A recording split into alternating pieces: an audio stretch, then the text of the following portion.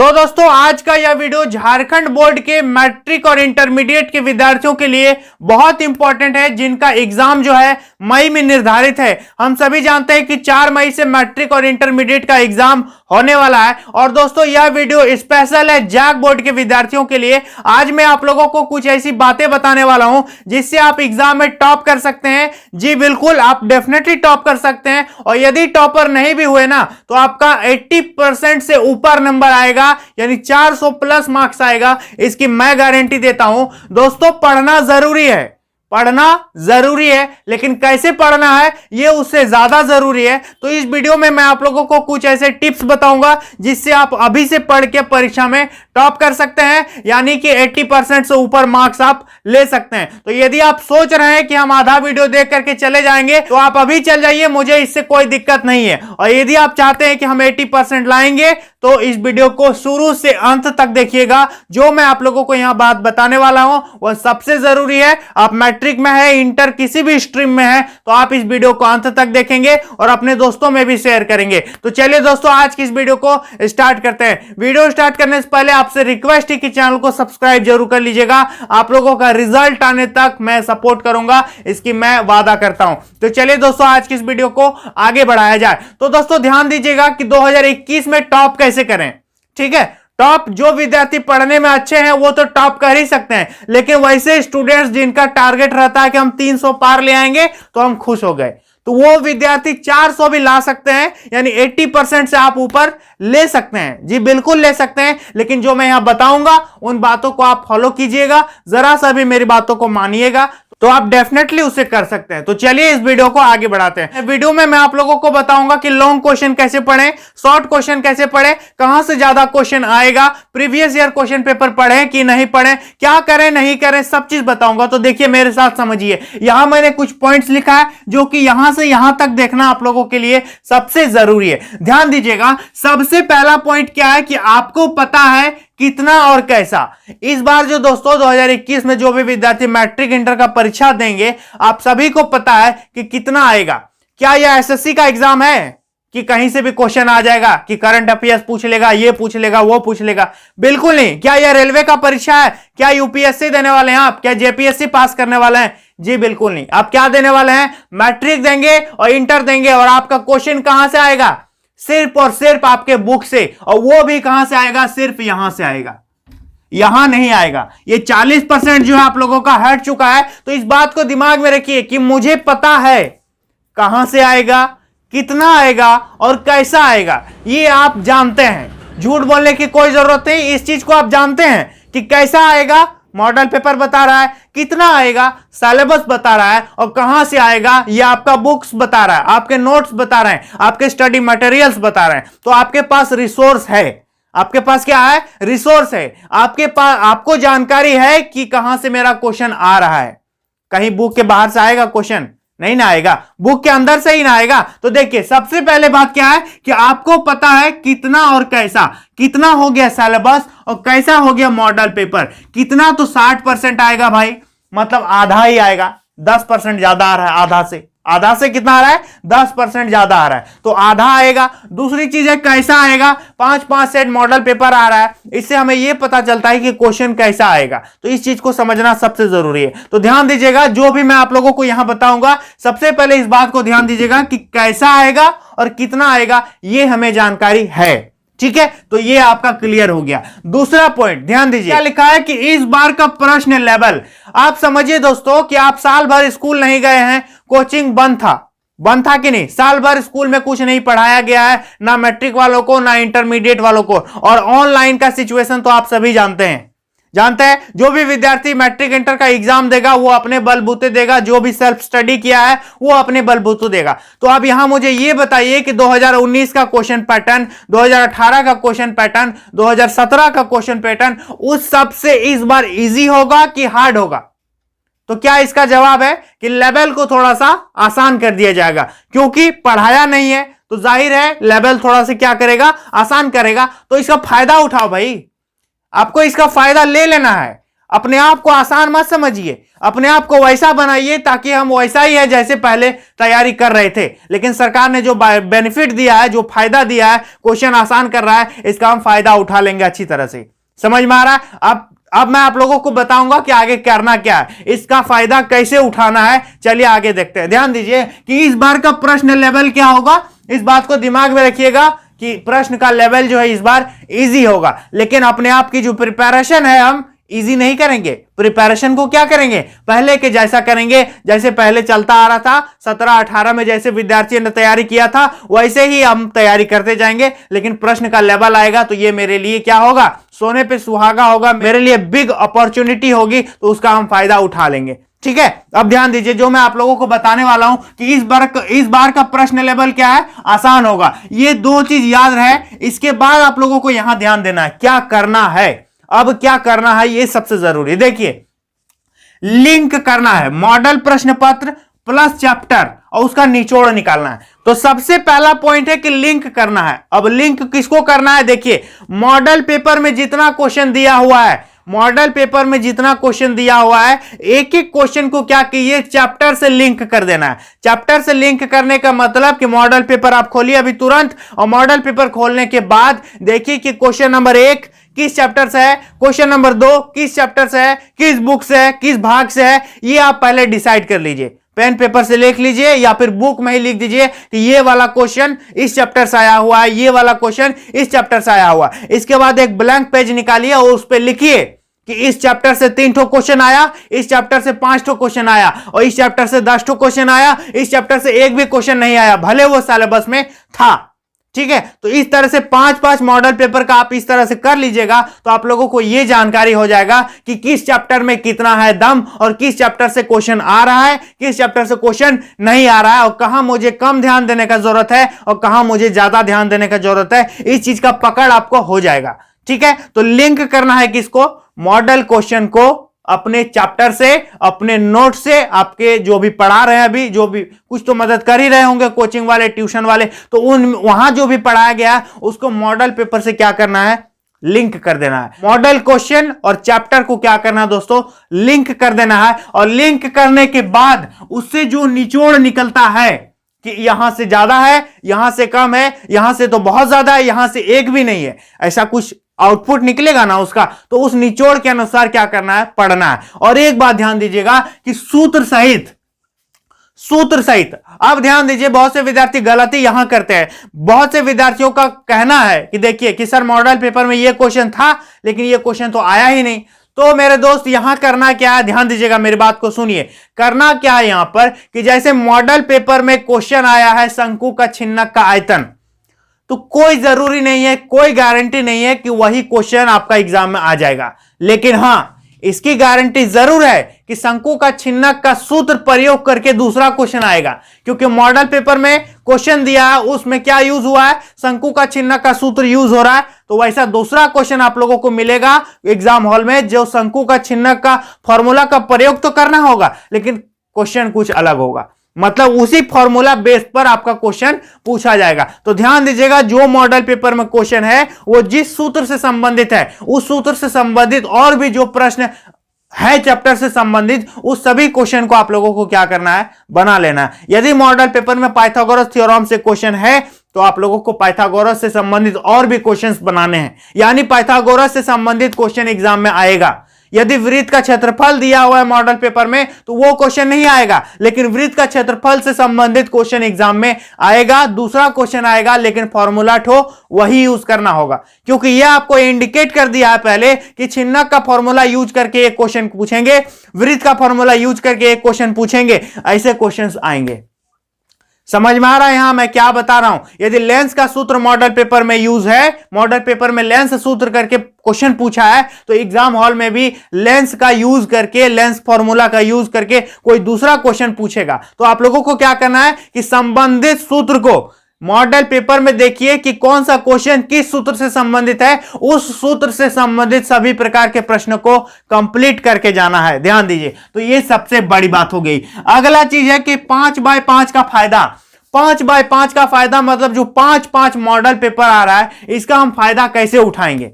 ठीक है। बहुत से विद्यार्थी क्या कर रहे हैं, मैंने आप लोगों को कल एक वीडियो दिया था खुशखबरी लिख के कि मॉडल पेपर को कैसे अरेंज करना है, क्या करना है, नहीं करना है। तो इस वीडियो को देखने के बाद देख लीजिएगा, लिंक नीचे दे दूंगा। तो क्या करना है दोस्तों कि 5x5 का फायदा कैसे उठाएंगे। प्रत्येक बार 3-3 मॉडल पेपर आता था, लेकिन इस बार दोस्तों 2-2 और बढ़ा दिया। तो मॉडल पेपर का एक भी ऑब्जेक्टिव क्वेश्चन, मतलब मॉडल पेपर का एक भी क्वेश्चन नहीं छूटना चाहिए। आप कोई गैस पेपर पढ़ रहे हैं, आप कोई सैंपल पेपर पढ़ रहे हैं या फिर बुक पढ़ रहे हैं, मॉडल पेपर को सॉल्व करके जाइएगा, मॉडल पेपर से संबंधित क्वेश्चन करके जाइएगा। लेकिन मॉडल पेपर में जितना क्वेश्चन एग्जिस्टिंग है, जितना क्वेश्चन उस पर दिया हुआ है, सबसे पहले उन क्वेश्चंस को कंप्लीट करना है। समझ में आ गया। यदि फिजिक्स में 40 ऑब्जेक्टिव है तो 5 सेट आएगा तो 200 ऑब्जेक्टिव हुआ कि नहीं। और 200 ऑब्जेक्टिव में मैं आप लोगों को यह गारंटी देता हूं कि बहुत सारे क्वेश्चन एग्जाम में आप लोगों को देखने को मिलेंगे। यदि 40 क्वेश्चन वहां पूछा गया तो 10-15 ठो आपका इसी से आ जाएगा। तो ये जो जितना भी क्वेश्चन है मॉडल पेपर में, ये एक मॉक टेस्ट की तरह है। तो मॉडल पेपर को हल्के में मत लीजिएगा। खासकर इस बार मॉडल पेपर को हल्के में नहीं लेना है, 5x5 का फायदा उठाना है, पांचों मॉडल पेपर को सॉल्व करना है। और जो मैंने यहां बताया कि पांचों को लिंक कर देना है अपने चैप्टर से, पांचों को क्या करना है, लिंक कर देना अपने चैप्टर से, क्योंकि नया सिलेबस बताता है कि कितना आएगा और मॉडल पेपर बताता है कि कैसा आएगा। समझ में आ रहा है। तो 5x5 का फायदा जरूर उठाइएगा, पांचों मॉडल पेपर को सॉल्व कीजिएगा। एक एक मॉडल पेपर आप लोगों को सॉल्व करना है और उस मॉडल पेपर में जिस सूत्र से संबंधित क्वेश्चन पूछा गया है, उस सूत्र से संबंधित सभी क्वेश्चन को कंप्लीट करना है। जो भी फैक्ट्स दिए हुए हैं आपको उसको पूरा करना है। ठीक है दोस्तों, तो ध्यान दीजिएगा। अगला पॉइंट है कि 100 को 2 भाग में विभाजन कर देना है। यदि आपको टॉप करना है, 80% मार्क्स चाहिए, तो 100 मार्क्स जो एग्जाम होने वाला है, मानते हैं हिंदी में है, मैथ में, तो 100 मार्क्स को 2 भाग में आपको विभाजित करना है। पहला भाग होगा 33 और दूसरा भाग होगा 67। ठीक है, पहला भाग क्या होगा 33 और दूसरा भाग होगा 67। तो 33 और 67 कितना हो गया 100। यानी इस 33 को आप लोगों को पहले अपने मुट्ठी पे ले लेना है कि हम ये वाला करने लायक पहले हैं। इसके बाद दोस्तों इस पर पूरा जी जान लगा देना है। मैथ में आप जानते हैं कि यदि 30 ऑब्जेक्टिव पूछ रहा है तो हम यहीं पास हो जाएंगे। तो पास करने का तो टेंशन लेना ही नहीं है कि हम कैसे पास करेंगे, क्या होगा नहीं होगा। 30 ऑब्जेक्टिव सही कीजिएगा और 3 नंबर का कोई एक क्वेश्चन बना दीजिएगा तो आप यहीं पर क्या हो गए, पास हो गए। तो यहां पर पास कर गए तो 100 मार्क्स को आप लोगों को डिवाइड कर देना है कि 33 में और 67 में। आप लोग ये पहले डिसाइड कर लीजिए कि हाँ हम वहां इतना बना देंगे तो हम पहले पास हो जाएंगे, इसके बाद अच्छे से बनाएंगे जो मेरा मार्क्स डिसाइड करेगा। समझ में आ रहा है। तो पहले ये मुट्ठी में कर लीजिए और इसको दूसरे मुट्ठी पे रखिए अपना रिजल्ट को बनाने के लिए। इससे आप पास कर जाएंगे और इससे आपका रिजल्ट बनेगा। यही डिसाइड करेगा कि आप 80% लाएंगे कि 85% लाएंगे। इससे क्या होगा कि आप नेक्स्ट क्लास पे तो चले जाएंगे, पास कर जाइएगा, लेकिन ये वाला डिसाइड करेगा कि आपका रिजल्ट क्या होगा, 80% आएगा कि 89% आएगा या 90% आएगा। इस पे ज्यादा फोकस करने की जरूरत है। लेकिन कब, जब आपके मुट्ठी में ये होगा। यदि ये नहीं होता है तो इसको लाना आपका बेकार है, व्यर्थ हो जाएगा। यदि आप पास ही नहीं कर पाते हैं तो क्या होगा। तो सबसे पहले 33 को अपने हैंड में ले लेना है कि हम वहां पर जाकर के 20 ऑब्जेक्टिव सही कर देंगे, इतना फिल इन द ब्लैंक्स बना लेंगे, कोई एक क्वेश्चन बना लेंगे तो मेरा पेपर हो जाएगा यहां कंप्लीट। 33 नंबर हमको यहीं मिल जाएगा। इसके बाद मुझे इसको एक भी क्वेश्चन को छोड़ना नहीं है। समझ में आ गया। अपना लक्ष्य को छोटा मत बनाइए, मेक योर लार्जर ड्रीम। तो अपने ड्रीम को जो है वो बड़ा बनाना है, अपने टारगेट को बड़ा बनाना है। देखिए तीसरा पॉइंट देख सकते हैं। चौथा अगला क्या है कि लंबा उत्तर को कैसे पढ़ना है, लॉन्ग क्वेश्चन को कैसे पढ़े। सबसे बड़ी बात ध्यान दीजिएगा। तो लंबा उत्तर को कैसे पढ़ना है, प्रश्न bank, question bank plus model paper, question bank plus model paper. 5 साल का आप क्वेश्चन बैंक निकाल लीजिए। इसके बाद मॉडल पेपर को भी टेबल पे रखिए, क्वेश्चन बैंक को भी टेबल पे रखिए और सिलेबस को भी ध्यान में रखिए, क्योंकि क्वेश्चन बैंक में बहुत सारे ऐसे क्वेश्चन मिलेंगे जो इस बार नहीं आ रहा है, तो वो पढ़ा हुआ आपका बेकार हो जाएगा। तो नया सिलेबस को देखते हुए क्वेश्चन बैंक और मॉडल पेपर से लॉन्ग क्वेश्चन का तैयारी करना है। लॉन्ग क्वेश्चन कैसा कैसा आता है यह हमें कैसे पता चलेगा, क्वेश्चन बैंक से। 5 साल का आप क्वेश्चन बैंक खोलिए और देखिए कि लंबा क्वेश्चन कैसा कैसा पूछ रहा है। कौन कौन चैप्टर से देखना है, जो आपका नया सिलेबस में है उस चैप्टर से देखिए कि लॉन्ग क्वेश्चन कैसा पूछा है 2016 में, 2018 में, ठीक है, जैसे कि मान लेते हैं कि चैप्टर 14 किसी सब्जेक्ट में आ रहा है, तो चैप्टर 14 से लॉन्ग क्वेश्चन 2018 में कैसा आया था, 2019 में कैसा आया था, 2016 में कैसा आया था, ये आप देखेंगे तो आपको ओवरऑल आइडिया लग जाएगा कि लॉन्ग क्वेश्चन कैसा कैसा पूछा जाता है। तो लॉन्ग क्वेश्चन को उसी तरह से करना है। अब वो तो देख लिया आप क्वेश्चन बैंक, अब आप लोगों को मॉडल पेपर देखना है कि उस बार 2016 में तो ऐसा ढंग से पूछा था, लेकिन इस बार मॉडल पेपर में कैसा ढंग से दिया, तो उस ढंग से हम पढ़ेंगे, है ना। तो प्रीवियस ईयर क्वेश्चन पेपर को पढ़ना जरूरी है, लेकिन only long question, only short question. और रही बात ऑब्जेक्टिव की तैयारी के लिए, तो आपको ये मॉडल पेपर तो बता ही रहा है कि कैसे क्या करना है, नहीं करना है। मैंने ऊपर ही बताया कि लिंक कर देना है, और जहां से ऑब्जेक्टिव पूछा है उस चैप्टर का सब ऑब्जेक्टिव कंप्लीट कीजिए, उस पोर्शन का सब ऑब्जेक्टिव कंप्लीट कर लेना है। ठीक है, चलिए देखिए नेक्स्ट ध्यान देंगे। तो यह नया पाठ्यक्रम से मैंने बता दिया कि प्रश्न बैंक और मॉडल पेपर को जोड़ करके पढ़ना है, लंबा उत्तर का तैयारी ऐसे करना है। Is that clear? चलिए ध्यान दीजिए। अगला चीज है कि मुख्य किताब एनसीईआरटी जो मेन बुक होता है, मैंने देखा खासकर 12th के विद्यार्थियों के लिए कि वो मैथ बनाते हैं तो आरएस अग्रवाल में एकदम जम जाते हैं और बनाते रहते हैं और भूल जाते हैं एनसीईआरटी को। मैं यह नहीं कहता कि आरएस अग्रवाल मत बनाओ, बनाओ उसको, लेकिन एनसीईआरटी को मत भूलो। ठीक है, आप बनाओ, आरएस अग्रवाल बनाओ, केसी सिन्हा बनाओ, कोई भी बुक बनाओ, लेकिन एनसीईआरटी को कभी मत भूलिएगा, ये मेन बुक है। ठीक है, जैक बोर्ड जो क्वेश्चन को प्रिपेयर करता है, क्वेश्चन सेट करता है, क्या वो आरएस को देख के सेट करता है, क्या इसको देख के सेट करता है? वो सेट करता है एनसीईआरटी बुक को देख करके, जो गवर्नमेंट की बुक है, जो ऑफिशियल बुक है। एनसीईआरटी का हर क्वेश्चन आपको कंप्लीट कर लेना है। भले आप आरएस कर लेते हैं तो और अच्छी बात है, केसी सिन्हा कर लेते हैं तो और अच्छी बात है, लेकिन मेन तो मत छोड़ो, जो आपका एनसीईआरटी है उसको तो मत छोड़ो। तो मेन बुक जो आपको एनसीईआरटी कंप्लीट करना है, नया सिलेबस को दिमाग में रखते हुए, मॉडल पेपर को ध्यान में रखते हुए, और एग्जाम्पल समेत। एग्जाम्पल को नहीं छोड़ना है, क्योंकि क्वेश्चन एग्जाम्पल से भी आता है, उदाहरण से भी प्रश्न आपका यहां पर बनेगा। तो एग्जाम्पल एक भी आपका नहीं छूटना चाहिए, हर एक एग्जाम्पल आपको कंप्लीट करके परीक्षा हॉल में जाना है। तो मेन बुक को कभी नहीं भूलिएगा। आप पढ़ लीजिए आरएस अग्रवाल, मुझे कोई दिक्कत नहीं, लेकिन एक बार एनसीईआरटी को भी देख लो, क्योंकि बहुत पछताओगे उस जगह जाकर के, जब दूसरा दोस्त घर में आके बोलेगा कि ये वाला क्वेश्चन एनसीईआरटी से आ गया था और हम पढ़ के गए थे। तो आप आरएस पढ़ रहे हैं या कोई भी बुक पढ़ रहे हैं, मैं कोई पार्टिकुलर नाम नहीं बोल रहा हूं, कोई भी बुक पढ़ रहे हैं, लेकिन एनसीईआरटी को कभी नहीं छोड़िएगा, ध्यान दीजिए। तो यहां उदाहरण सहित हो गया। अगला चीज है कि रिपीटेड प्रश्नों पर अधिक ध्यान दें। रिपीटेड क्वेश्चन, अब रिपीटेड क्वेश्चन क्या है भाई, हम सभी जानते हैं, पूरी दुनिया जानती है, पूरा झारखंड का एक एक विद्यार्थी जानता है कि थेल्स प्रमेय और पाइथागोरस प्रमेय, या तो इसका उल्टा या तो इसका उल्टा, इन चारों में से एक तो जरूर आएगा। क्या नहीं आएगा? बिल्कुल आएगा। या तो थेल्स प्रमेय आएगा, या थेल्स का उल्टा आएगा, या पाइथागोरस आएगा, या पाइथागोरस का अपोजिट आएगा। इन चारों में से एक तो जरूर आएगा। तो इसकी गारंटी है कि ये आएगा ही, तो इसको कहते हैं रिपीटेड क्वेश्चन। तो रिपीटेड क्वेश्चन को आप लोगों को कंप्लीट करना। अरे भाई ध्यान दो, जैसे कि मान लेते हैं कि कोई 14 लेसन है, बारंबारता, उस पर कितना क्वेश्चन होगा? ज्यादा से ज्यादा 20 होगा। क्या आप 20 क्वेश्चन कंप्लीट नहीं कर सकते हैं? क्या 20 क्वेश्चन आपसे नहीं बनेगा? सिर्फ फॉर्मूला याद रहेगा तो ऑटोमेटिक बनेगा। फिजिक्स का कोई न्यूमेरिकल प्रूव कर रहे हैं तो क्यों नहीं होगा? आपको लिमिटेड है। सबसे बड़ा अपॉर्चुनिटी क्या है कि मेरे पास लिमिटेड डेटा है कि हमको इतने पढ़ना है और इसी में से आएगा। आगे जाके देखिएगा तो आपको पता ही नहीं चलेगा कि क्या पढ़ना है और क्या छोड़ना है। ठीक है, जैसे कि एसएससी के एग्जाम्स होते हैं, बैंकिंग के एग्जाम्स होते हैं, ये सब जो कॉम्पिटिटिव एग्जाम्स होता है, उन सब में क्या होता है कि कहां से क्वेश्चन आएगा कुछ पता ही नहीं है। तो इतना मान के चलिए कि मुझे पता है कि कहां से क्वेश्चन आएगा। 20 क्वेश्चन है तो क्यों नहीं कंप्लीट करेंगे हम 20 क्वेश्चन? और 20 में से देख सकते हैं 60% हटा दिया है, 40% आ रहा है, और मॉडल पेपर में बता रहा है कि ऐसा ऐसा आएगा।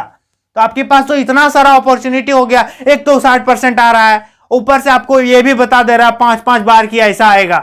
5-5 मॉडल पेपर जारी कर रहा है, तो 5-5 मॉडल पेपर जारी कर दिया तो मान लेते हैं एक मॉडल पेपर में 2 क्वेश्चन है, माध्य माध्यक बहुलक का 2 क्वेश्चन है, तो 5 मॉडल पेपर आया तो कितना क्वेश्चन हो गया? 10 क्वेश्चन हो गया, और टोटल क्वेश्चन लगभग 20 है। तो 10 यहीं पूछ दिया और 20 टोटल क्वेश्चन है। तो इस 10 को यदि आप कंप्लीट करके जाते हैं ना तो आसानी से हो जाएगा।